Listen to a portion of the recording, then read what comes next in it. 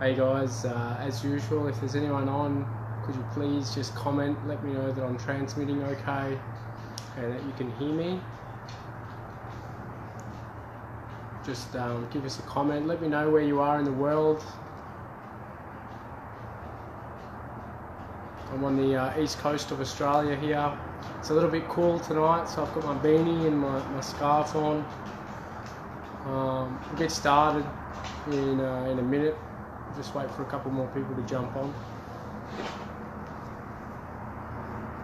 Again, just comment if you can hear me. I just want to establish that we have communication and that I'm transmitting okay. So if you can hear me, please just comment yes, you can hear me.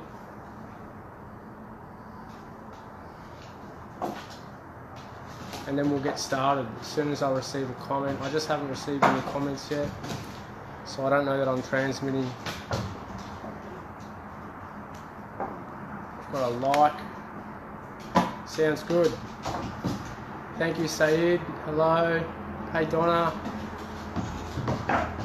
Hello in Brisbane there, Donna. Alright, so we'll get started. So tonight's video is titled Sovereign Citizen, Terrorist or Patriot? And we'll get into the technicalities of the term sovereign citizen shortly.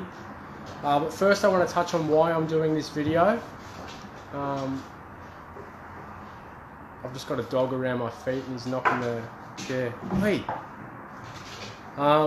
So the reason I'm doing this video is because I recently viewed this video that the ABC put out, and I've got to say I'm really disappointed with the ABC for putting this out. You know, and it really makes me question, did they make a deal?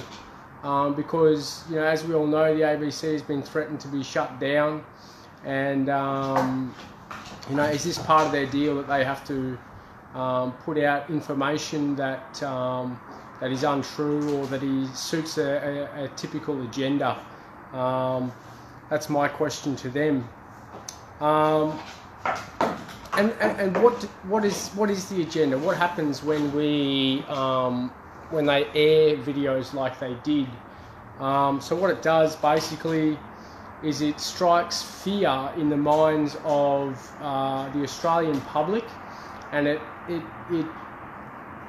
entices them or manipulates their mind, either consciously or subconsciously, to accept that sovereign is a criminal or a terrorist. And I believe that the guy said on it that the sovereign citizen is now at a threat level that is above ISIS, and I had to laugh at that. I mean, is that a joke, you know?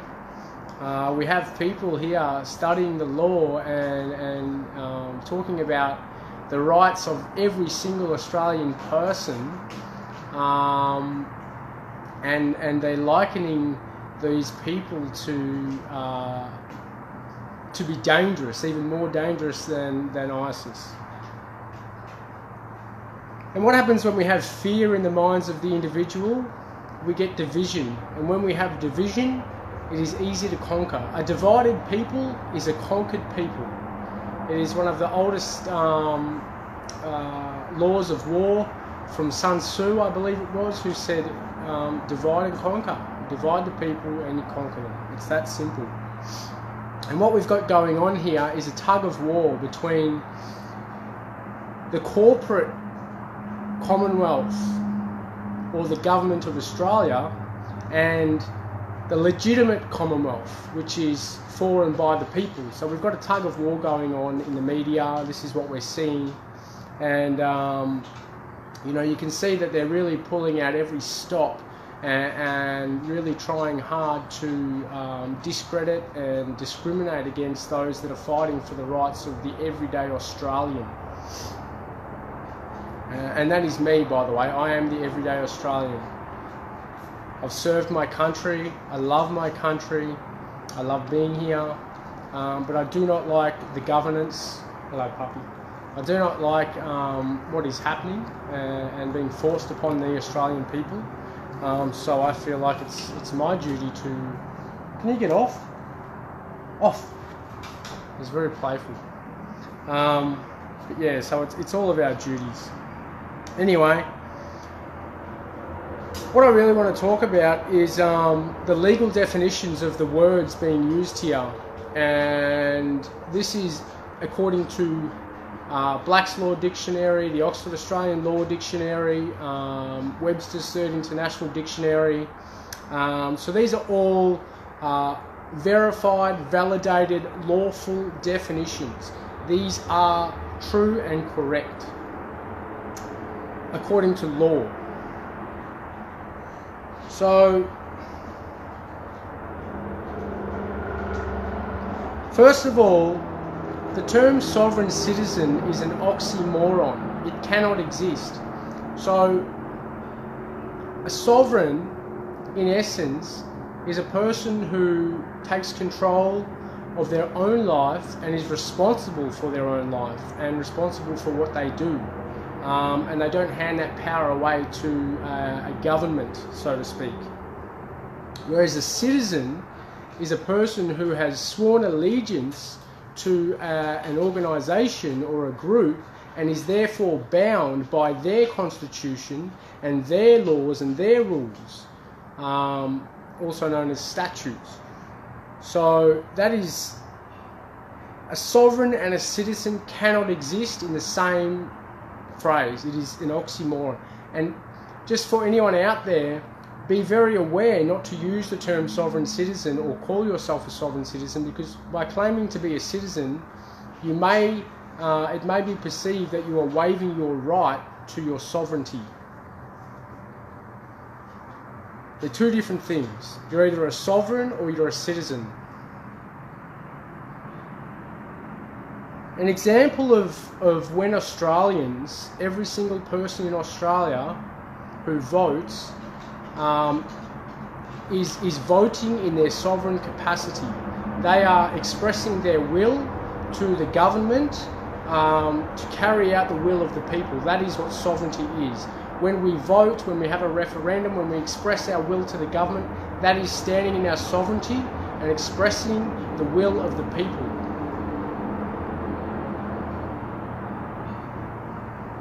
So first thing I want to talk about is person versus people. What is the difference definition-wise?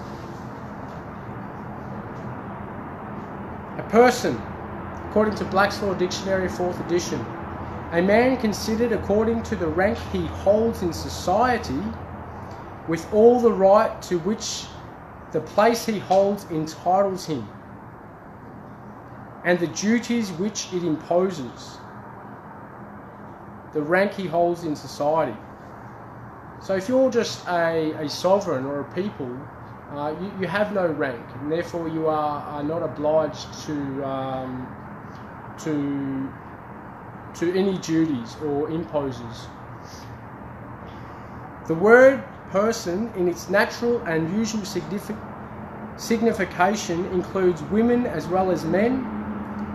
The term may include artificial beings as corporations, quasi-corporations, territorial corporations, and foreign corporations under statutes forbidding the taking of property without due process of law and giving to all persons the equal protection of the law. To all persons the equal protection of the law.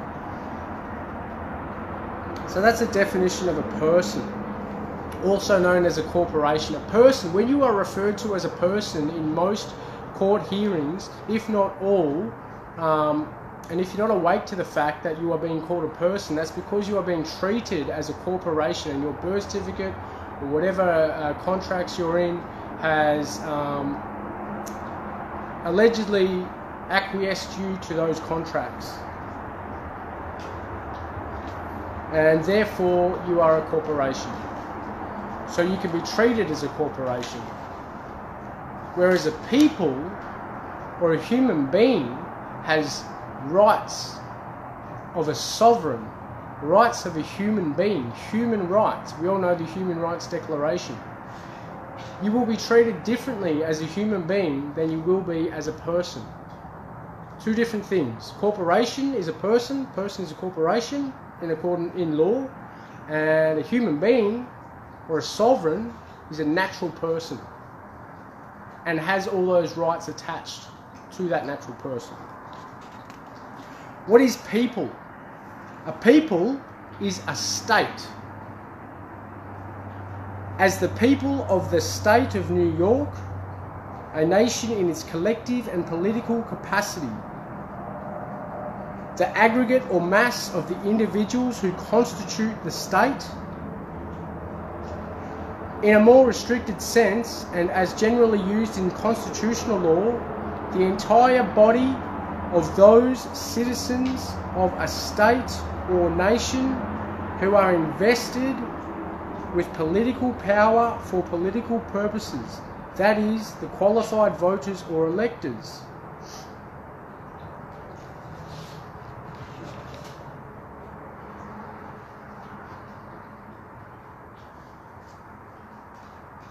And the definition of a state can also be a person. It can be your state of being. So don't be confused. Don't confuse the word state with an area or a geographic location, because a state can be your state of being according to definition. So a people is a state of being. And according to the Constitution, the people are separate from government. The people are the superior, the people are the authority, the people are the sovereigns. So the difference between a people and a person, or a person and a human being, so you've got people, you can put people as a human being, but a person is a corporation.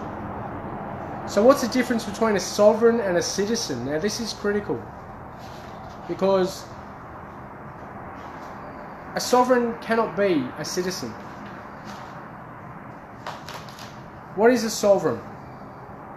According to Black's Law Dictionary, 4th edition, a person, body, or state in which independent and supreme authority is vested. A chief ruler with supreme power, a king or other ruler with limited power. So a sovereign, a person, a body or state in which independent, meaning detached from everything else, it's independent, it's one person, which is invested with supreme authority, or also known as taking responsibility for yourself.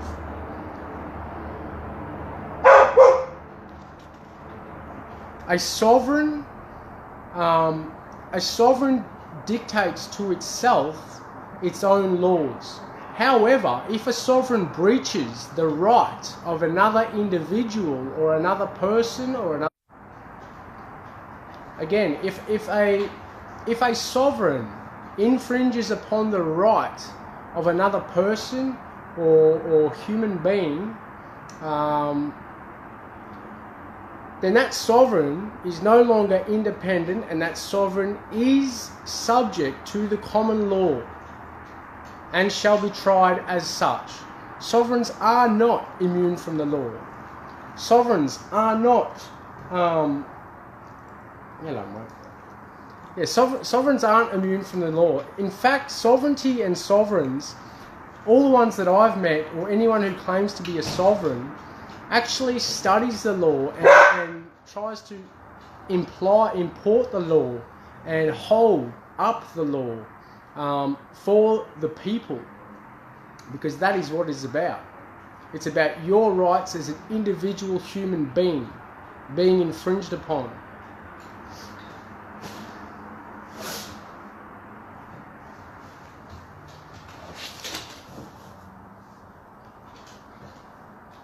So there we have a sovereign. It is an independent supreme authority, answers to nobody, unless you break the law, the common law. A citizen, according to Black's Law Dictionary, 4th edition, is a member of a free city or jural society.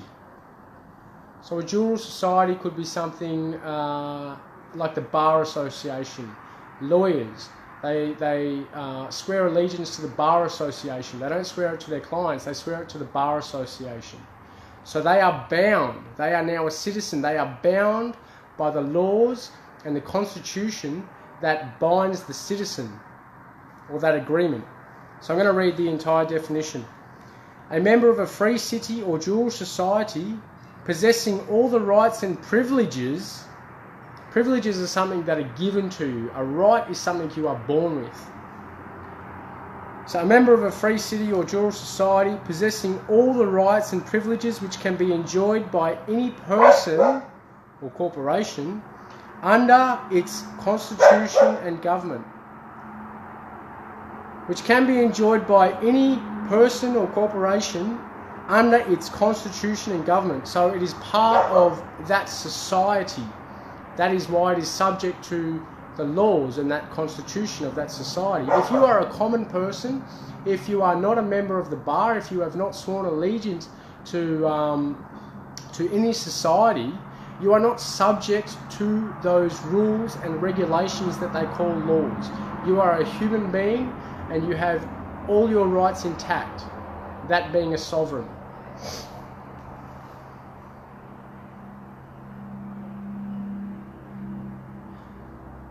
Citizens are members of community inspired to common goal who in associated relations submit themselves to rules of conduct for the promotion of general welfare and conservation of individual as well as collective rights. So there we have. A sovereign decrees their own laws, and they are subject to the law if they break the law or infringe upon another person's right or human's right.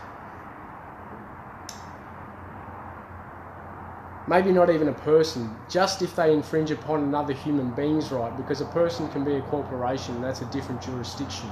And if you didn't agree to that jurisdiction, you're not under that jurisdiction. And if you didn't agree to it, and in order to agree to it, you must be in full consciousness and awareness and knowledge of the entire contract. And if a party on the other side of the contract knows something that you don't know about the contract, that contract is void. It is conducted in fraud, and fraud vitiates contracts. It's void.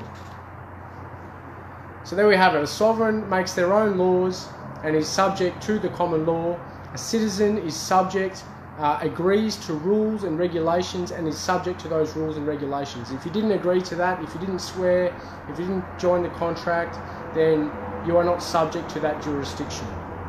And this is the problem. We have sovereigns being tried by citizens following the rules and regulations that they must abide by because they agreed to, but they are enforcing that law or those rules and regulations on the sovereign or on the human being, when the human being never agreed to be a part of that society and never agreed to those rules and regulations.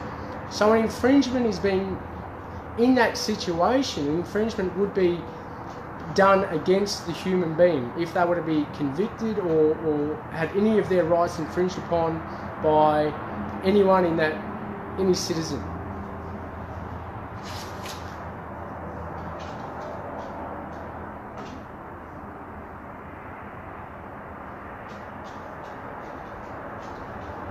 And then you have a separate legal personality. A separate legal personality is... can you get off me, mate? Please. He's so young, this puppy. He's like 1.5 and he just wants to play all the time. What was that all? Separate legal personality.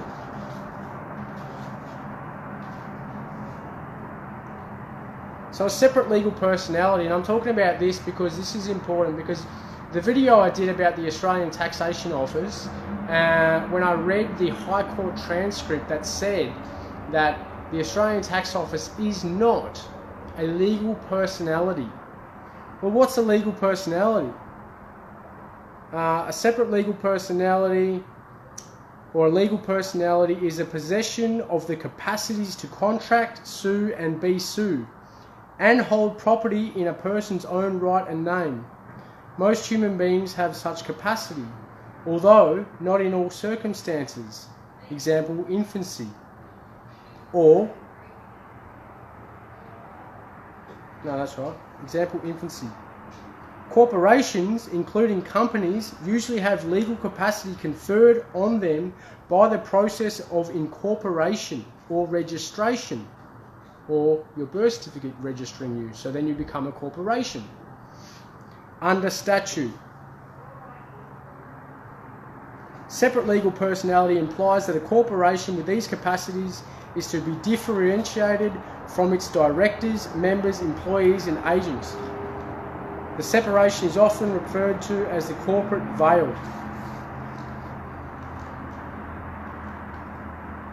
Here's another good thing about being a person and a corporation. Usually separate legal personality is associated with limited liability. If a company is liable for a debt, penalty or damages, its members and directors are not liable. If you are the director, meaning if you are the director of your birth certificate, say I, Lucas Nicholson the man, am the director of my birth certificate and I direct and say what I do and what that birth certificate does or what that company does, I only have limited liability as that company. So me as the man cannot be held accountable for actions of the corporation or the person. So there's two different things, and we really need to get our head around this. The person and the man are two completely separate things. One is a corporation and one is a human being. Different rights, different laws, different statutes, different legalities. Completely different. Next thing I just want to touch briefly on is rights versus privileges. I spoke about it briefly earlier, but a right is something you are born with. It is inherent. You are born and you have natural rights to be left alone, to be free to do whatever you choose to do, to express yourself in whatever way you choose to express yourself, as long as you are not harming another person's property. Oi!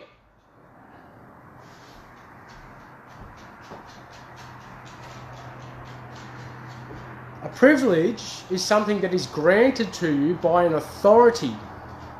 An authority such as that may be part of a society or a citizen society. Then they give you privileges. You still have your rights intact. Whether you use them or not is up to you, but you are being given privileges. So your person has privileges. Your person does not have the rights that the man has, but your man has human rights. So that's the difference between rights and privileges.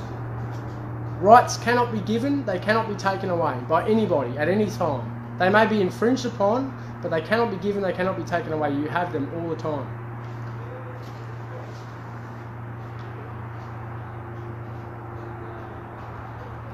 I'm just going to read a quick thing from Hale versus Henkel. This is a US Supreme Court ruling.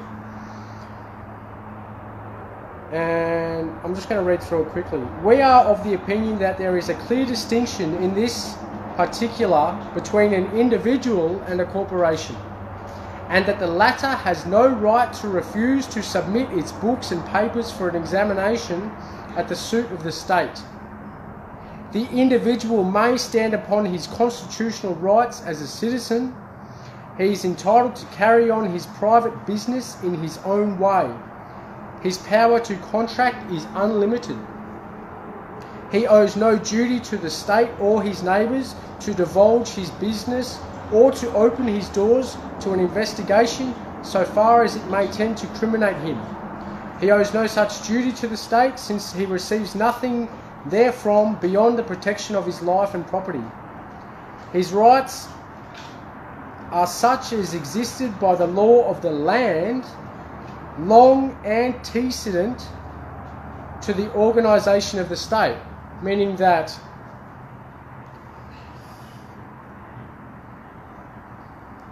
He is subject to the common law, and that common law has been around much longer than the state has been around, or the alleged government has been around. And can only be taken from him by due process of law. That is not just arresting someone and locking them up for an unstipulated amount of time without trial. That is unlawful.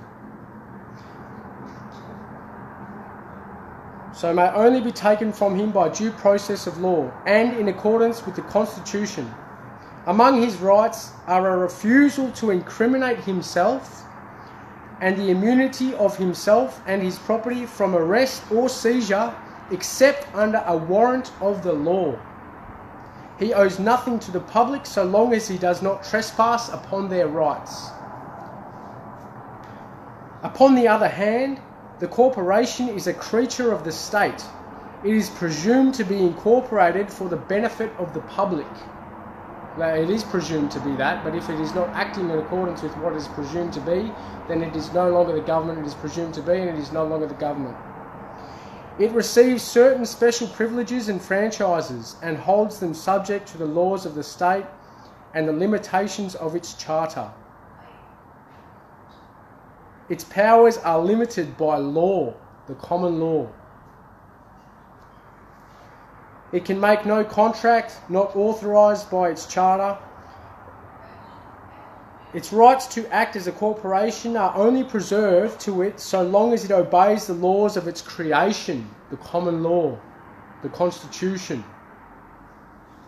You cannot create something from the Constitution or the common law and then expect or purport or make out that those laws that are created from the Constitution now supersede the Constitution. It's an impossibility, because without the foundation or the Constitution there is nothing here. So this is supreme at all times. Nothing can come above the Constitution or the common law.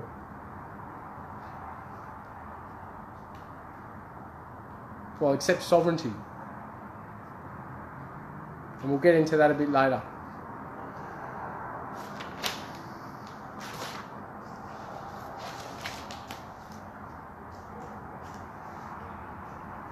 So, a question that I have for the ABC, and mind you, the guy that was speaking most of the time on the ABC, besides that beautiful Australian man that was sticking up for everyone's rights, was some foreigner from America, which I've been talking about. We have a government in exile founded in the United States. I shouldn't even say America, the United States, because the United States and America are two different entities. So that guy speaking from the United States, what's he even doing talking on Australian TV about sovereignty? And he was so incorrect and so factually wrong that, you know, it really insulted myself, and I don't even, I don't know.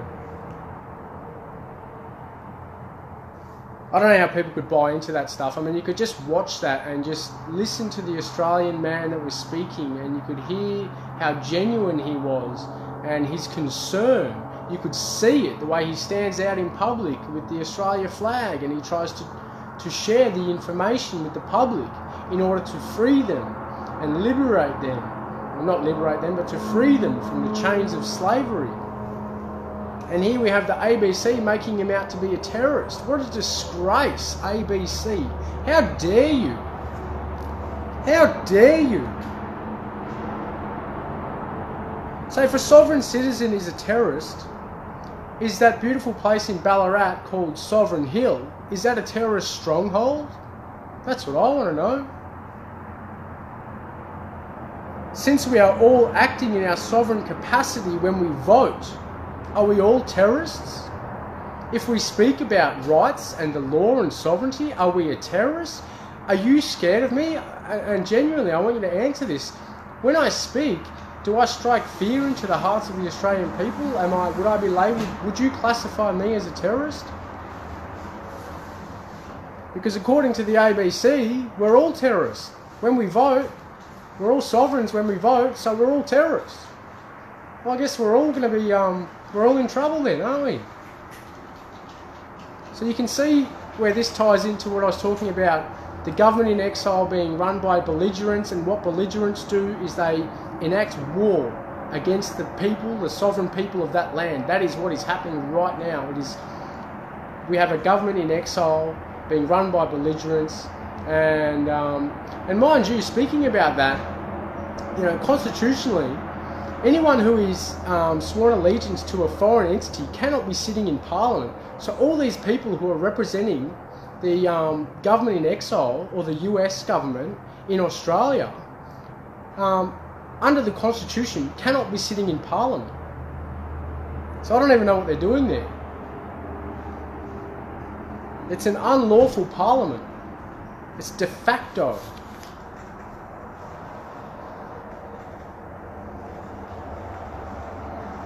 Does sovereignty mean one is above the law? Again, no. Being a sovereign does not mean you are above the law.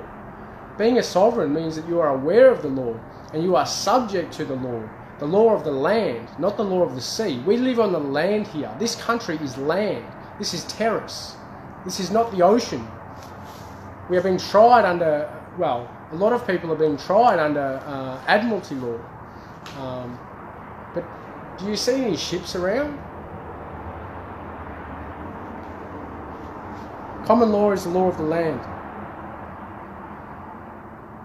As sovereigns, what do we do?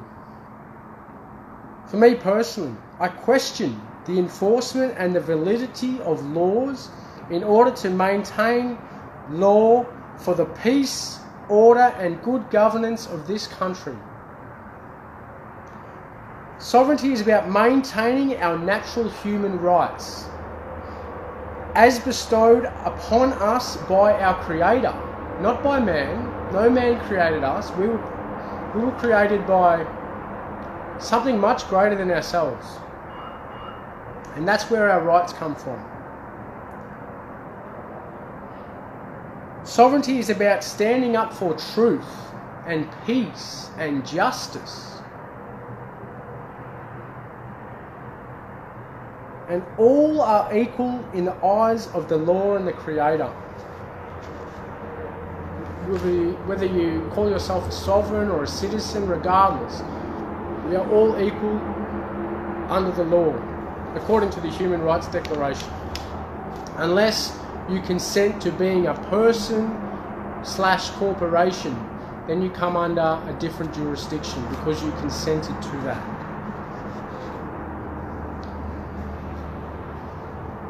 Sovereigns do not deny anything without factual basis and without asking the relevant questions to the relevant authorities first.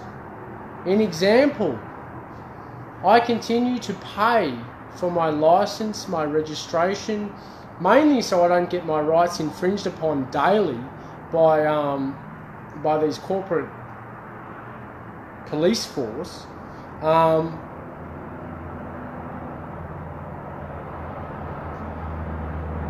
And secondly, because I haven't sent the letters that I need to send to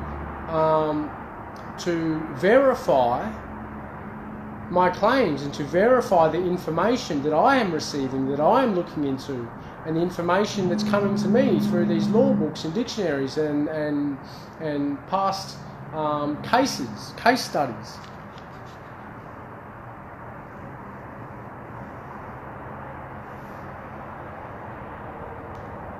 And to be clear, just so everyone is aware, every single person has the, or human being or sovereign has the right to write to any authority they choose and ask them for verification and validation of their authority.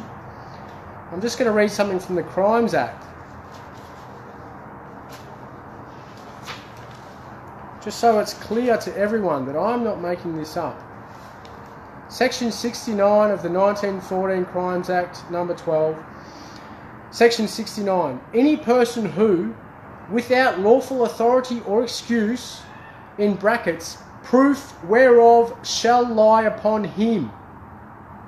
Any person who, without lawful authority or excuse, proof whereof shall lie upon him. A. Knowingly makes, uses, has in possession, or disposes of paper resembling or apparently intended to resemble or pass for paper which is specially provided by proper authority for the purposes of any Commonwealth document, or knowingly makes, uses, or has in his possession or disposes of any instrument or thing for making any mark resembling or apparently intended to resemble or pass for any distinctive mark used in or on any paper specially provided by proper authority for the purpose of any Commonwealth document. And when they're talking about Commonwealth, they're talking about the Commonwealth of the people, the Parliament of the Commonwealth of Australia, not the Commonwealth Corporation, not the de facto government. So any person, be ATO, or we know the ATO is not even a legal personality because they admitted it in the High Court hearing. So what are they? But the point is that when requested, proof whereof shall lie upon him. Whereof. So any time that you send a letter questioning their authority, they must respond. If they are acting, well, they must respond. And if they don't respond, after a certain period of time, those questions now become fact. If they do not rebut what you say or accuse, then that becomes fact according to contractual law, according to law. And the penalty for what I just read, section 69, is imprisonment for 4 years.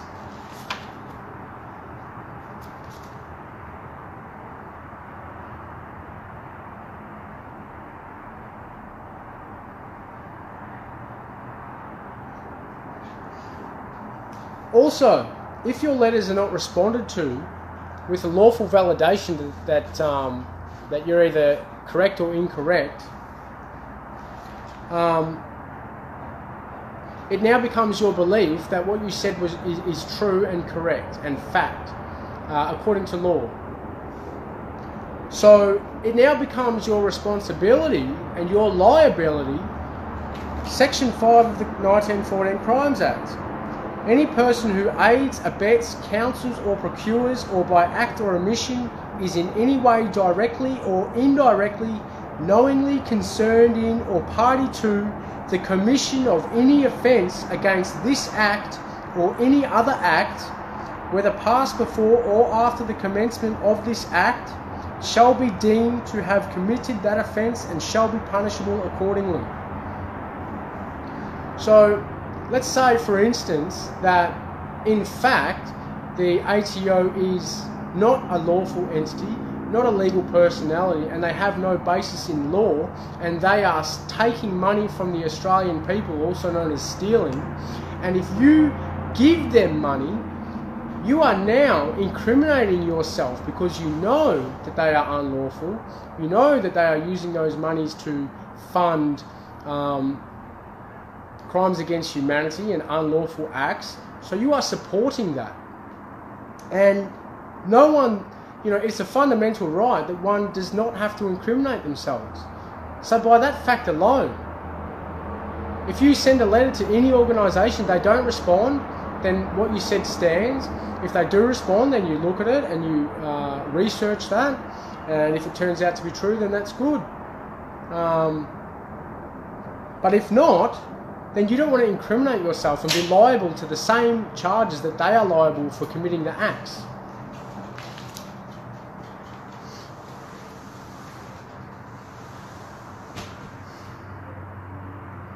I want to talk briefly about violence versus self-defense. Two very distinct differences. Violence is initiating unlawful or undue force upon another person, being, or their property without their consent. Mainly against a human being. Violence is initiating force against another being. Self-defense is completely opposed to that. Self-defense is when someone initiates violence upon you and you defend yourself. And self-defense can be in the form of lawful self-defense, it can be physical, it can be, any number of things can be seen as defending yourself. Like the man who was on the ABC, he's simply defending himself, defending his rights, defending his sovereignty, because he knows what it is. He's defending himself. He's not committing any acts against anyone else. So that's the difference between violence and self-defense. It's important we understand what that is. And every single person on this planet has the innate right to self-defense, regardless of what anyone else tells you. If you are in danger or under threat, you have every single lawful right to do whatever is necessary in order to remove that threat or remove yourself from that threat. So we're really seeing, with that whole video, we're seeing the law being turned on its head. And I've said that before with many things, but the law is being turned on its head. I'm going to go through now and read a few acts from the Crimes Act that are all relevant to this. And I'm going to start with number 23. Here.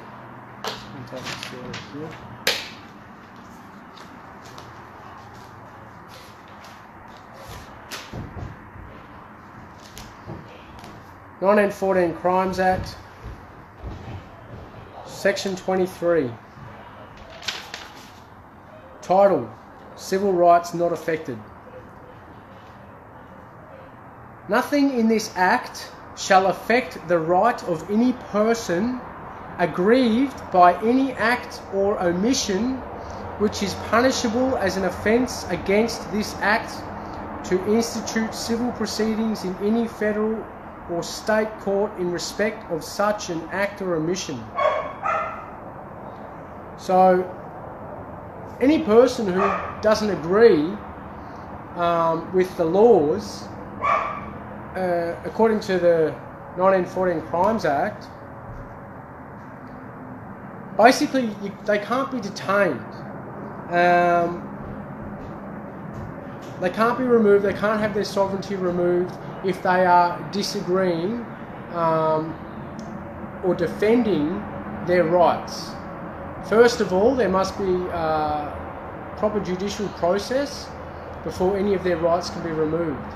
So that would be a jury of your peers, if you so wish. So nothing in this Act shall affect the right of any person. So if you know your rights, then they shouldn't be being affected.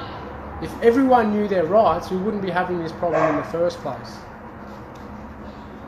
But basically what it's saying is that this Act does not supersede the sovereignty. It does not supersede the human rights of the person, the individual, the sovereign, the human being.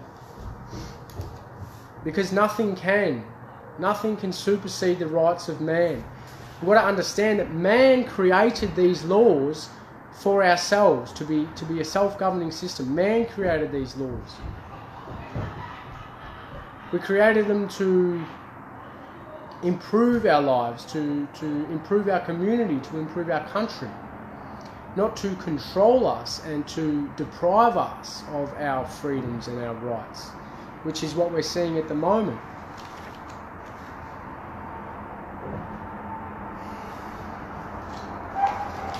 Section 8, the number 12, 1914 Crimes Act.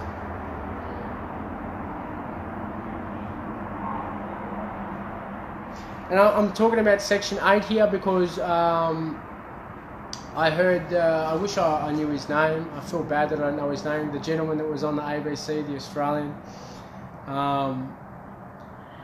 Because he spoke about making a citizen's arrest, and they made that out to be like a criminal act. They made him out to be a criminal because he wanted to make a criminal arrest, or he tried to make a citizen's arrest. Section 8 of the 1914 Crimes Act, number 12. The powers of arrest without warrant possessed by a constable or by any person under the common law with respect to breaches of the peace may be exercised by any constable or by any person, as the case may be, with respect to offences against this Act which involve any breach of the peace. So any person or any constable who sees a breach of the peace taking place has the lawful authority to enact a citizen's arrest. So why are they making him out to be a criminal? It's all here in black and white.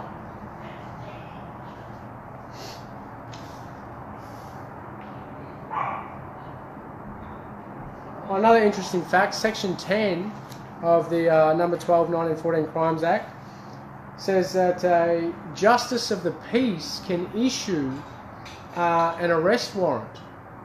So if you know any justice of the peace, if you are a justice of the peace, you have the authority to issue an arrest warrant. You give that arrest warrant to a constable and you instruct him to carry out that arrest warrant. So if the government isn't conducting the law as they should be, then any justice of the peace has the authority to issue an arrest warrant.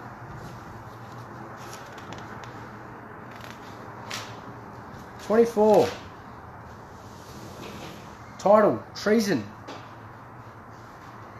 Offences against the government. Number 24. Any person who within the Commonwealth or any territory A. instigates any foreigner to make an armed invasion of the Commonwealth or any part of the King's dominions, or B. assists in any means whatsoever any public enemy, shall be guilty of an indictable offence and shall be liable to the punishment of death. So I'm just reading out what it says here. Now, be aware that any sovereign or any human being that is speaking out against a corporation cannot be held accountable because they are not speaking out against the Commonwealth. The Commonwealth, again, is the Parliament of the Commonwealth of Australia, or the Parliament for the Commonwealth of Australia. It is the Commonwealth of the people, by the people. It's not a corporation. That is what they are referring to. That is what Commonwealth means.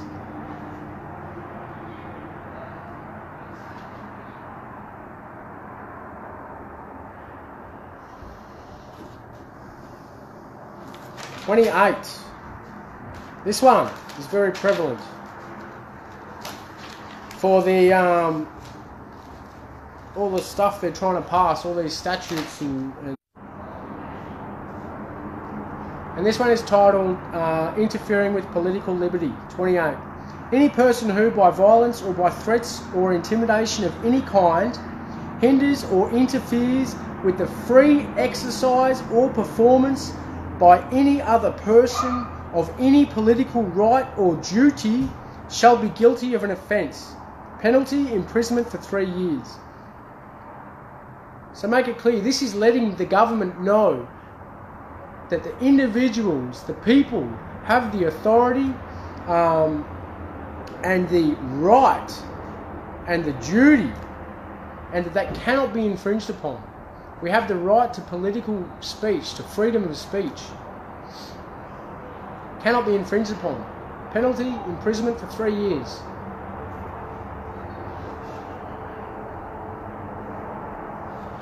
All I'm doing here is using the law, the actual law, and applying that to the situation that we have at hand in our country today.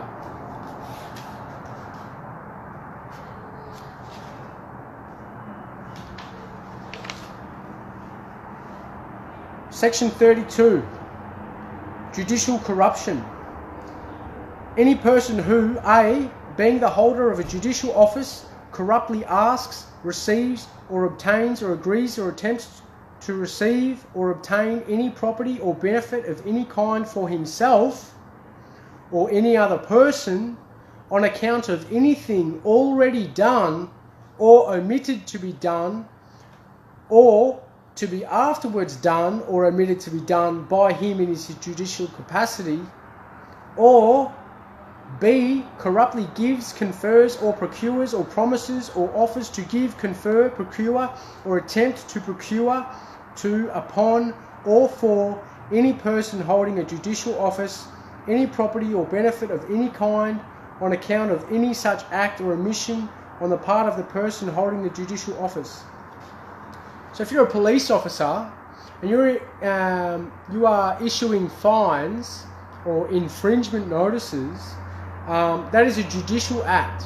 You are not sending the offence to a proper court or a proper jurisdiction to be heard and tried.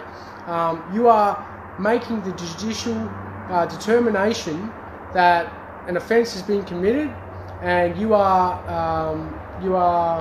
administering the law, allegedly. If you are receiving money from those fines, if every time you fine someone you get a bump up in your pay, which is what I'm told happens, then hey mate, you're subject to this.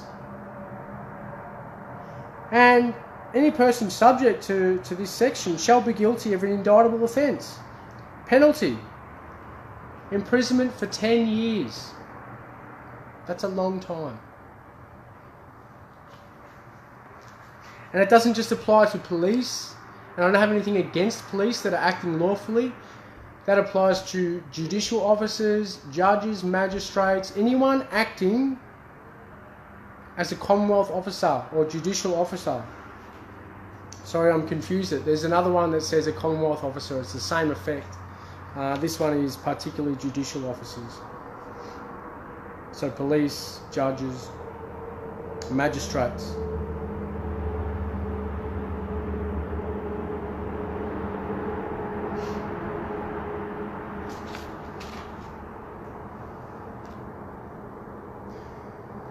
Section 41.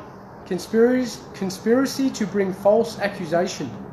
Any person who conspires with another to charge any person falsely or cause any person to be falsely charged with any offence against the law of the Commonwealth shall be guilty of an indictable offence.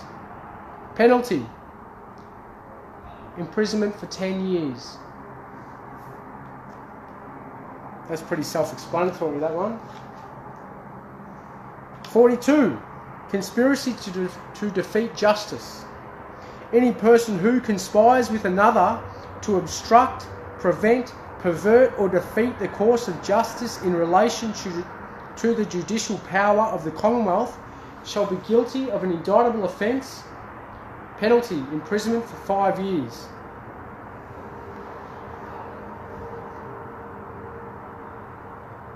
So basically, if you're working in law enforcement or judicial office and you are conspiring or assisting to bring false charges to anyone, you are liable to an indictable offence.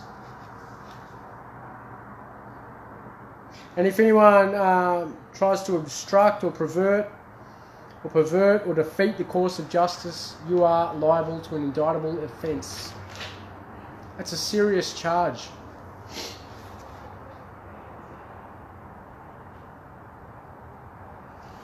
$55. This one is for my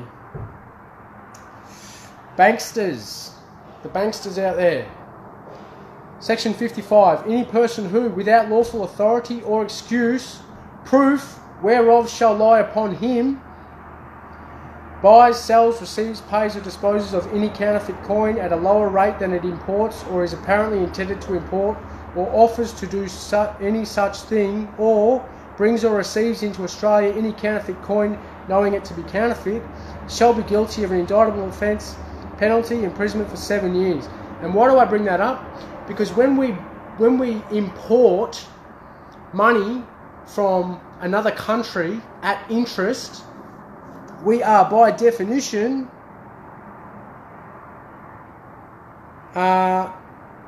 we're importing a counterfeit coin at a lower rate than it imports or is apparently intended to import. So what that means is, by bringing that money in with a debt attached to it, we cannot get out of debt, because all the money that's coming in has debt attached to it, and it is costing us money. It's costing us money to import that money, so that it's fraudulent. So anyone who has any part in that just be aware, penalty for that is imprisonment for 7 years, or part thereof.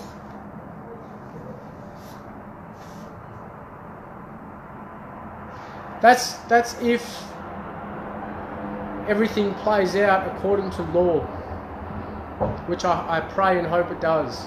I pray and hope for peaceful, lawful resolution of the situation that we're seeing in this country and all around the world.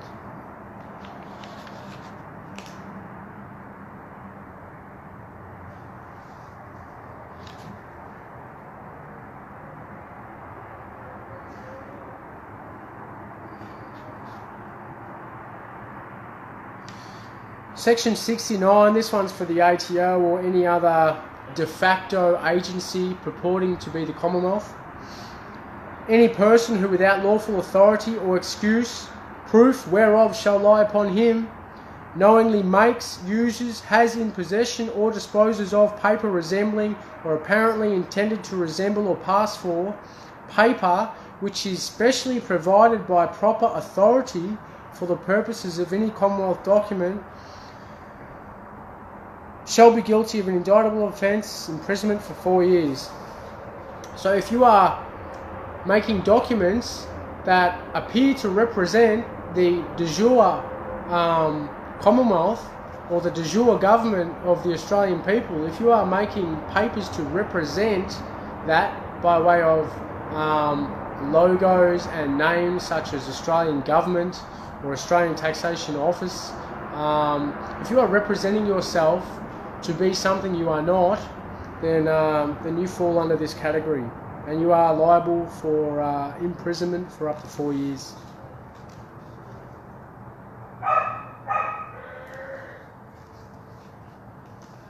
Section 73, official corruption.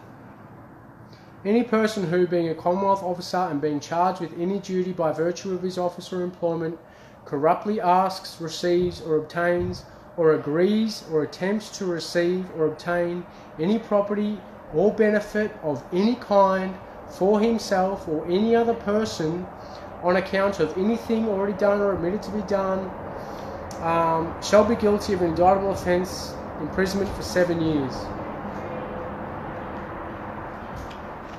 So if you are sworn in to be a Commonwealth officer and you have a duty to uphold the law and uphold the rights of the individuals, if you receive or obtain corruptly, by way of corruptly could be using your uniform in order to enforce corporate policies on the people, that is acting corruptly under the colour of your uniform, then you will be liable. And the penalty for this offence, imprisonment for 7 years.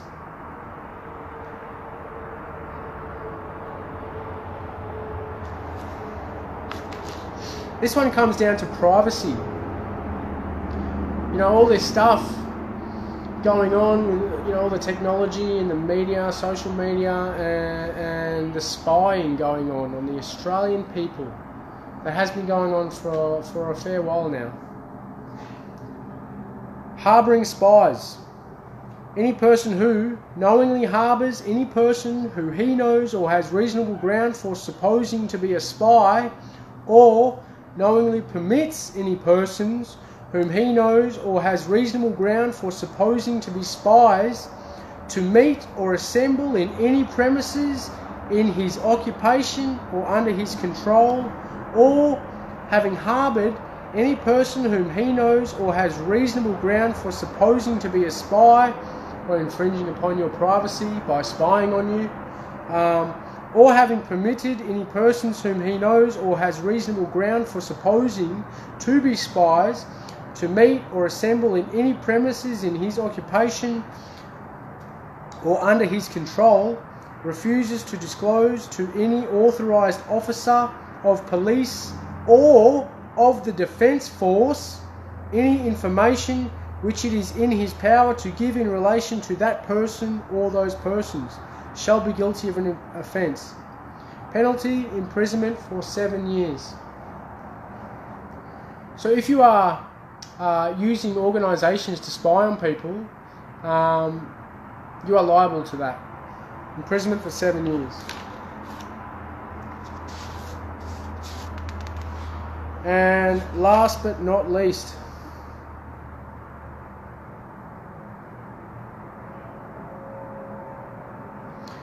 '86, conspiracy.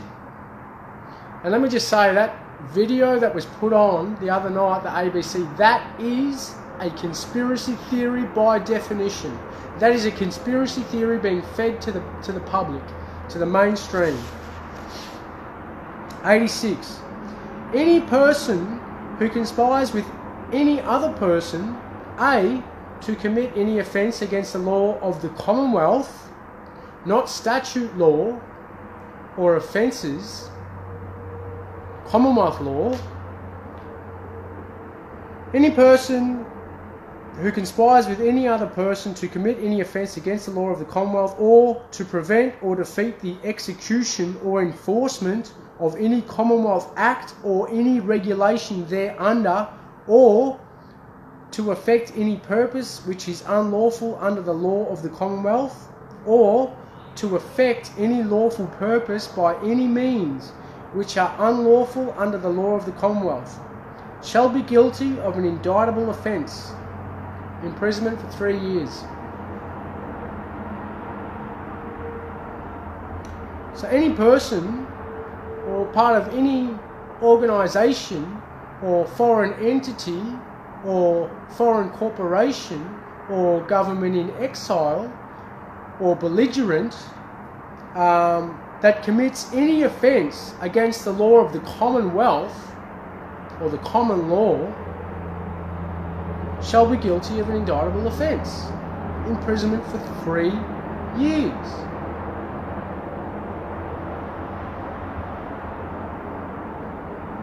And that's what we're seeing here. We are seeing the absolute, the conspiracy theories being presented to the Australian public by the media.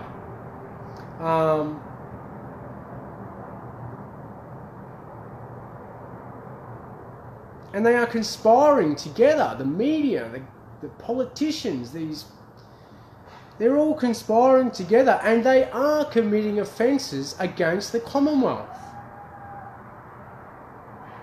There's no doubt about it. It's fact. It's happening right now, today.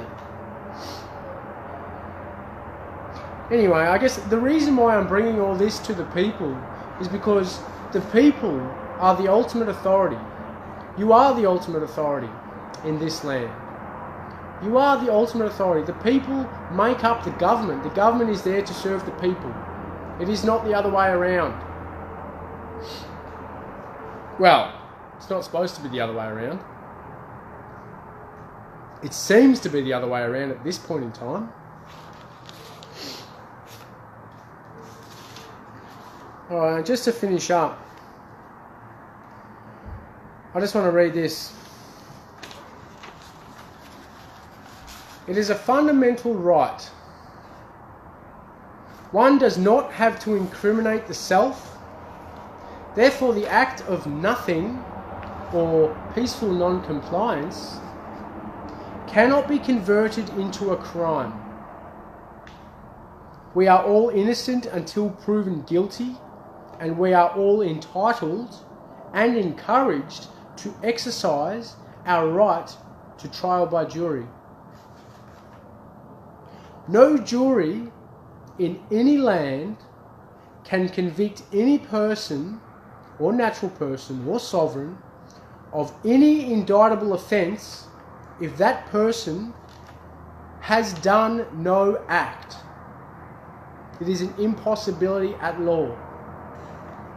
Any action against another person's non-action is force and an infringement upon that person's right and is an indictable offence. Let me just shorten that. no person needs to incriminate themselves.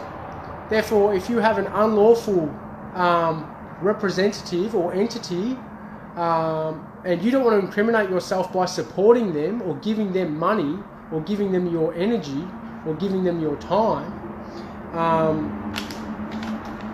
you don't have to.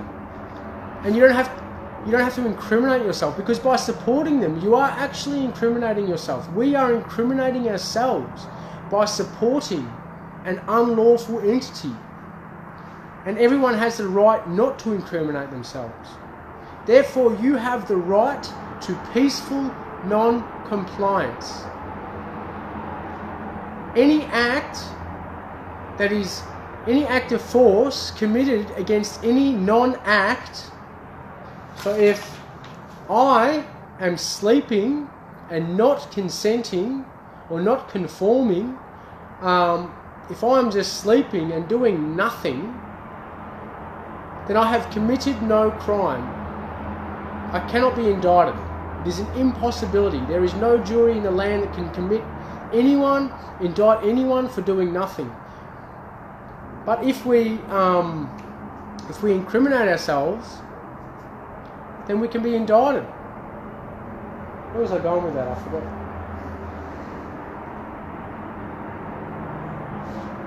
Basically, peaceful non-compliance. If you do nothing, you cannot be charged. No jury in any land can charge you because you have done nothing. How can you be charged for doing nothing? You can't be charged for doing nothing because you have the right not to incriminate yourself.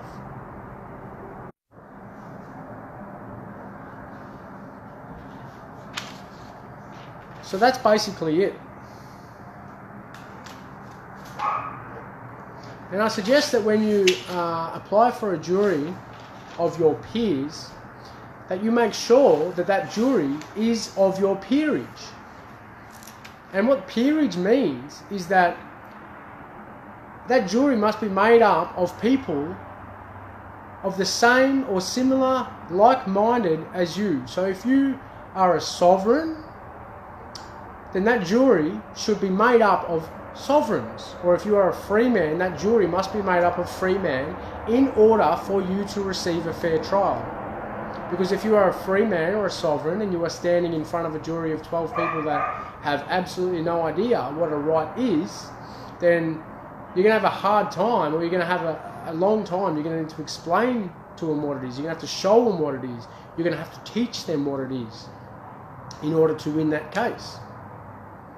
Remember, when we're in court, if we go to court, I think it's best just to write letters and deal with things before it even gets to a court. And I think that's better for both sides. There's no precedence, there's nothing. I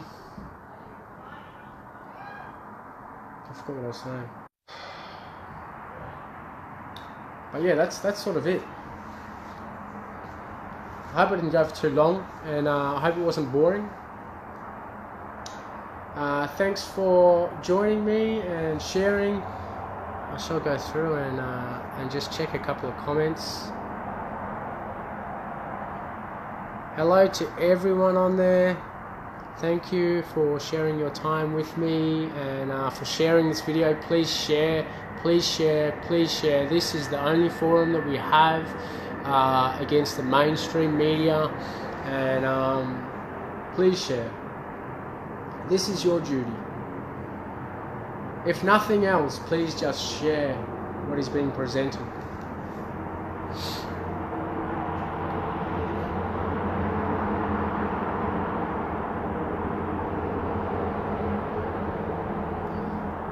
What's Elizabeth say? Most citizens of the US do not believe that corporations should have the rights of a citizen. However, the Supreme Court decided in Citizens United that corporations do have the same rights. Yeah, well, I'm under that same belief that corporations absolutely should not have the same rights as any human being, because they are not a human being, they never will be a human being, and they never can be a human being because they are a piece of paper. So whoever the bright spark was that enacted that alleged law, I'd like to see the validity of that law, to be honest. I don't even know if it's true or not, but Yeah, that really turns law on its head, doesn't it? How can a piece of paper have more authority than a man? You know, it's an oxymoron. Again, we're seeing all these oxymorons with all these things all these laws that they are putting out, all these statutes and all that. They're all oxymorons because it's law turned on its head. Rebma, ABC is not the ABC anymore, that's right. You know, I'm really off them. Like, just that one video has completely changed my view of the ABC, and I'm really disappointed with them because I believe that what they stood for was getting information out. They were probably one of the most, you know, got the most views for the information that they were allowed to share. You know, they never went deep into it, but they did share things that the other channels wouldn't.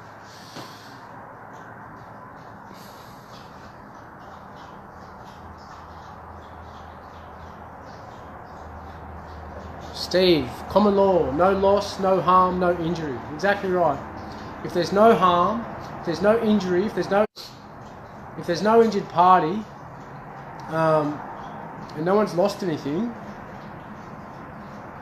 then there's no crime, there's no victim. No one's been wronged. So why is it then that people are being wronged? The man is being wronged. But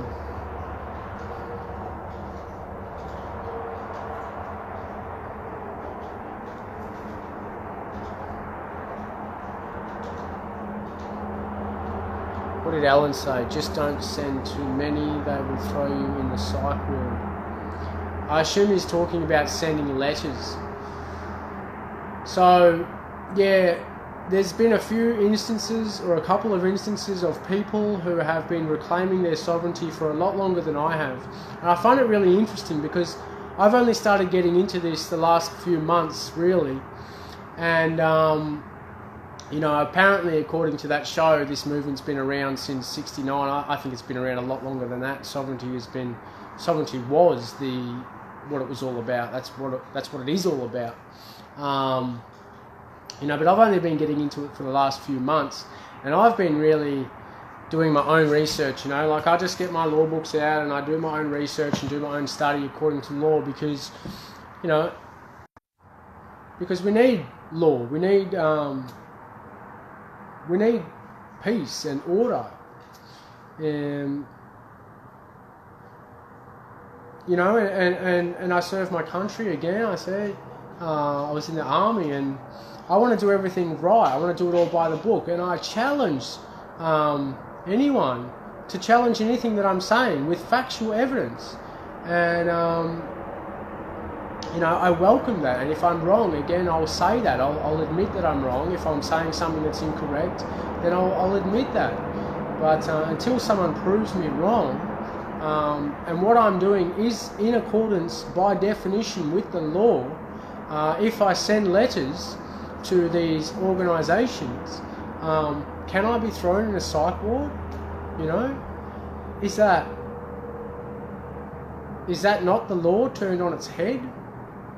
A person sticking up for their rights and the rights of their country and the people. And that's what they do. Well, that's what they've been doing. They've been throwing people in, you know, in psych wards and locking them up. These freedom fighters. Not because they're breaking the law, because the people who want to keep the current system in place are because they are afraid. They are scared of the truth. They are afraid of the law because they are breaking the law. However, I believe that again, we live in a society that is unwell as a whole. Not everyone, but as a whole, as a collective, as a majority, our society is unwell. And the people that are acting in accordance with the society and the education and the information and the environment they've been brought up in. So, you know, I truly believe that in order for peace to prevail, there must be forgiveness, all around. Because force will always be met with force. Always. You know, if you try and force someone to do something, they're going to resist. It must be peaceful. There must be peaceful resolution. And there must be immunity for people in order for them to step forward. There must be immunity for people because people are afraid. People are scared. You know, on both sides. So there must be immunity for the people that are breaking the law, unfortunately. But I believe that is the best way to achieve the goal of freedom and sovereignty for our country and independence in order for us to evolve.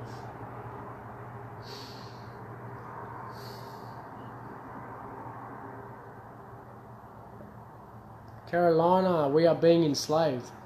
Yeah, we're already enslaved. You were enslaved from birth, or majority of people were enslaved at birth.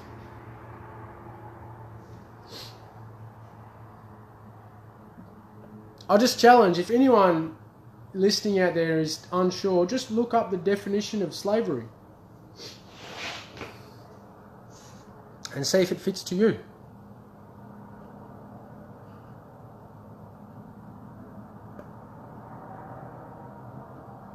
Susie, well, our judges can't read them. You know, I really believe that a lot of our judges out there really want to see our country prosper and grow, and they want to see the law being the superior authority, the true law, the common law. But what judges need, we need to be friendly and civil because they are us. They're not separate from us. We need to talk to them how we want to be spoken to. If we go into a court, you know, we are putting on a show for the world to prove that we are right and that the other party is wrong.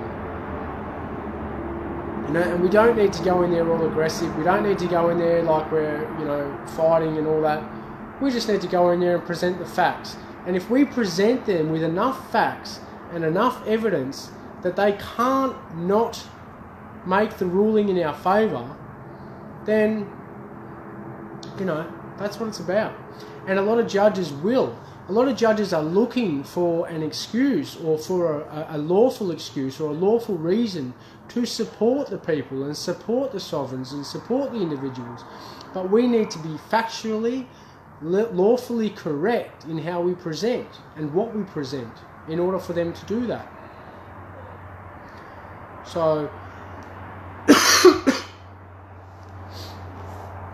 instead of working against, let's work with them. Let's give them what they need in order for them to make the rulings that are required.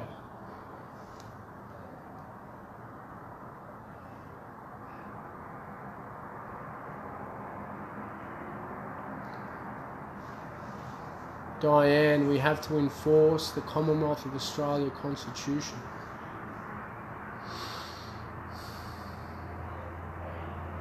I'm not sure about enforcing at this point in time, but I think we really need to make people aware of the Commonwealth of Australia Constitution, or the real Constitution, the de jure Constitution. We need to make people aware of what it's there for, you know. And again, the Constitution isn't there to govern the people. The Constitution is made by the people to govern the government, to keep the government in check. That is what the Constitution is about. The Constitution was written, well, in America after the Revolutionary War. Because the war started because they were sick of their government infringing upon their rights consistently. Keep going, keep going, keep going, until they had enough, and then there was a civil war. And I do not want to see a civil war. I do not want to see war in my country like I have seen in other countries. I pray that I do not see war in this country like I have seen in other countries. There is nothing glorious about war. There is nothing nice about war. Nothing heroic about war. There is just death and destruction. And we do not want that in this country.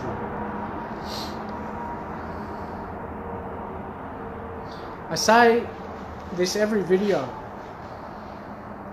The battle is for the mind. Do whatever you can do in order to get into the minds of other people and make them aware of their sovereignty, of what they are. Just the whole battle is in the mind. Because from a logistical standpoint, the people of this country are, well, in my opinion, we are well outmatched when it comes to arms. And, you know, what are we going to do? It has to be done lawfully. It has to be done peacefully. You know, and there are other people with other ideas, and I respect their path, and I respect their ideas, and I respect their life purpose. And if they're here for other reasons, then, you know, they must enact that out. But as a whole, I don't know. I guess every for every technological problem there is you know, a non-technical solution. Well, for every technical problem there's a non-technical solution, you know. Back to the grassroots.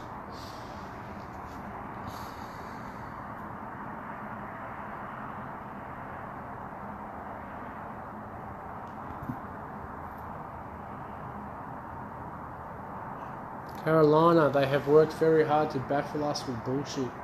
Yeah, absolutely. And that's what we're seeing coming undone now, because there's so much of these, so many lies and so much deception and so much manipulation. Right now, the cup is full. Like, that cup of lies is overflowing, and that's what we're seeing. We're seeing it all coming out in the media. Everything they do and say is an insult to the Australian people, and the Australian people are smart enough and aware enough to see that and feel that. So, yeah, you can't undo a lie with another lie. It just makes it bigger.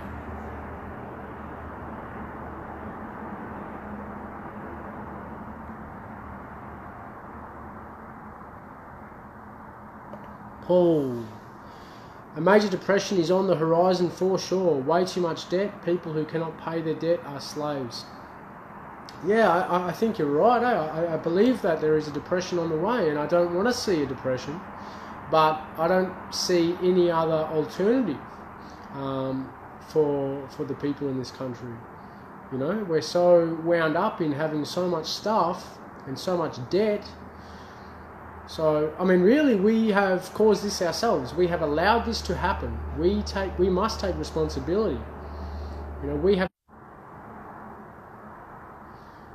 So, there really is no blame. There really is no, you know, we've all together, we've allowed this to happen. Not everyone, but, you know, most people.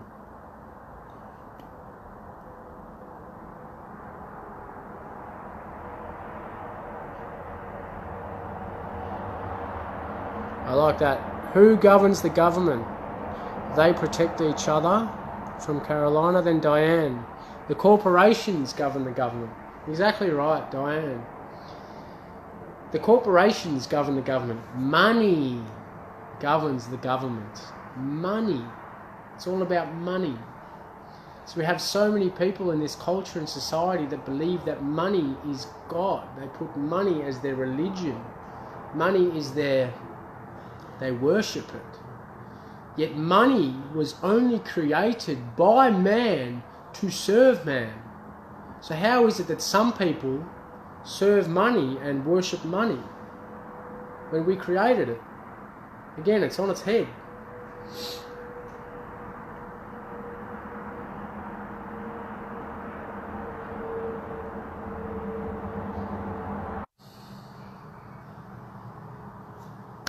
Anyway, that's enough for me. It's my dinner time and I'm hungry and cold. So thank you again for watching. Please share, please share, please share. And I will be talking with you all again soon, hopefully. Thank you. Peace.